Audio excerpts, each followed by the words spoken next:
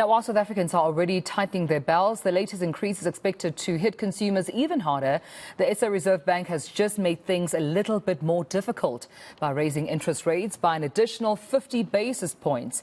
eNCA's Nqobile Madlala is in eNCA, speaking to local farmers there. Nqobile, good morning to you.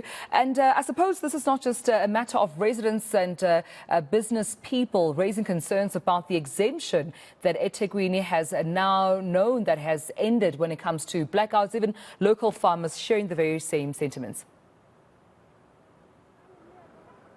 Well, definitely. I mean, for eThekwini, it's also a matter of getting used to that no exemption. You'll remember that from stage 1 to stage 4, we were in a way exempt not to have that load shedding, but everybody now has to get used to that. But at the same time, as the repo rate gets high, then you see food also getting expensive. But these farmers that are now here are actually trying to make sure that that doesn't happen. In fact, they're currently selling to communities that are coming in to buy at a much cheaper price because it's coming from the farmers, they're local farmers, they're small-scale farmers, but they're also worried about the fact that as the repo rate goes much higher, this means that even the food that they are farming is going to be more expensive. And of course, somebody who can explain more to that and speak to us to that, joining me now is Marvin Abrahams.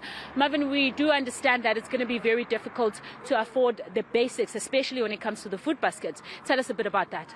So the 50 basis point increase by the Reserve Bank yesterday brings interest rates since November 2021 up by 475 basis points. Essentially what that means is immediately all the debt servicing charges becomes much more expensive.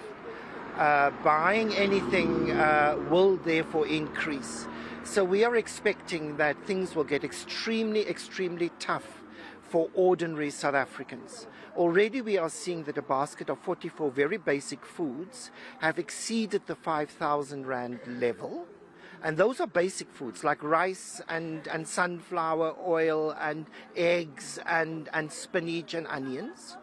And we also know that the national minimum wage of about 4,000 Rand, which comes in, and money that is being prioritized by communities are firstly towards transport, secondary electricity, third debt servicing, and that already takes about 58.2% of a national minimum wage, leaving about 40% or around 1,700 for food. And so what we are likely to see is increasing hunger and increasing food insecurity at household levels. And this is extremely worrying because household food insecurity translates into socio-economic issues, like, for instance, child stunting. Children cannot learn at school. It means that workers are not as productive. So it has a global impact and it has an economic impact for South Africa going forward. You talk about about debt servicing as well. Can you imagine anyone who owns a car at the moment, someone who had bought a house? What does this mean for these people? So immediately their debt servicing increases. Already we are seeing that many households are not able to hold on to their houses. We have seen an increase in people losing their homes and losing their cars because they can no longer keep up with the interest rates, with the debt servicing, and now it's going to be even worse. But that is how it impacts on households. Of course, it also impacts on business, and it also impacts on farmers. And so with load shedding at the moment being one of our major constraining issues in terms of our economy, what it means is that business will have to outlay massive amounts of money to put solar energy, etc. And where do they get this money from? They have to go to the bank for a loan. And more often than not, they will now have to pay higher interest rates on those loans in order to secure electricity. And that interest rates will now just be transferred. It will just be passed on to the consumer. So we are expecting that food prices will actually increase as a result of this increase in interest rates. And I mean, whilst you're talking about those interest rates, and of course I'd imagine that the farmers also need things that they would be used to make sure that they're farming. Last time they were talking about irrigation system that is not working well under load shedding. But now with the repo rate going up and higher, they also lending from the bank, aren't they? What does that mean then for the food price?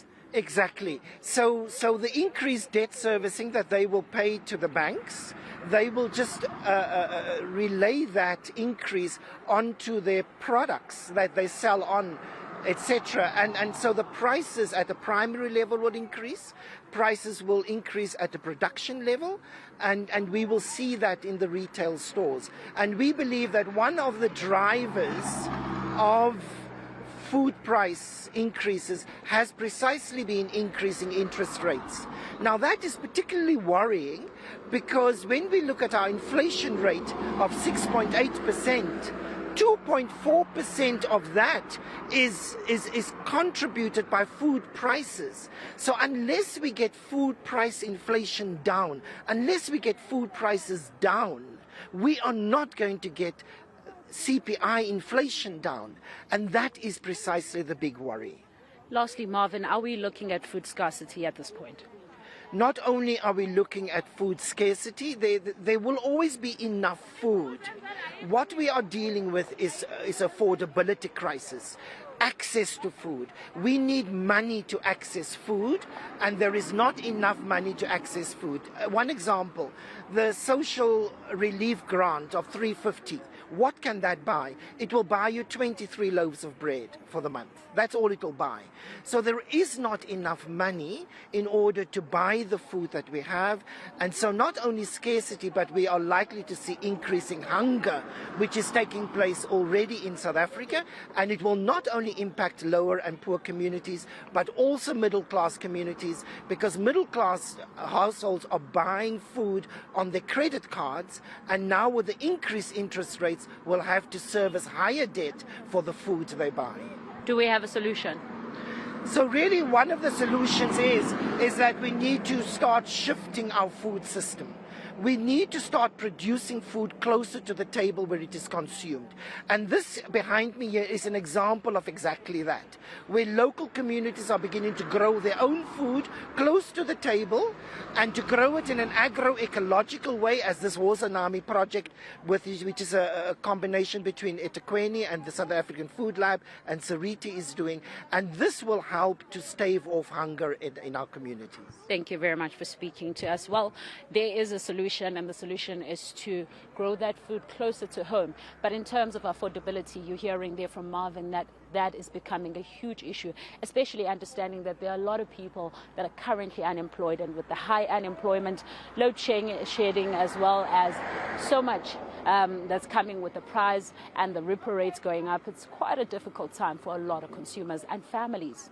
Absolutely. I mean, when you look at it, colleague, really, it's almost like the value chain has been affected. It's, the suppliers, it's the farmers, the food producers, down to the consumers, all feeling it when it comes, to these increases. But also been financiers, you can imagine the level of negotiations and trying to assist consumers at the same time trying to keep afloat with banks. And it's just a whole lot in terms of the value chain being equally affected by these interest rates. But thanks to you, colleague Nqobile Madlala, bringing us, of course, this issue to the fore, where local farmers, we understand, and even though she was speaking in KwaZulu-Natal, but you can imagine in the rest of the country also shared the same sentiments about how they've equally been affected by both load shedding and these interest rate hikes.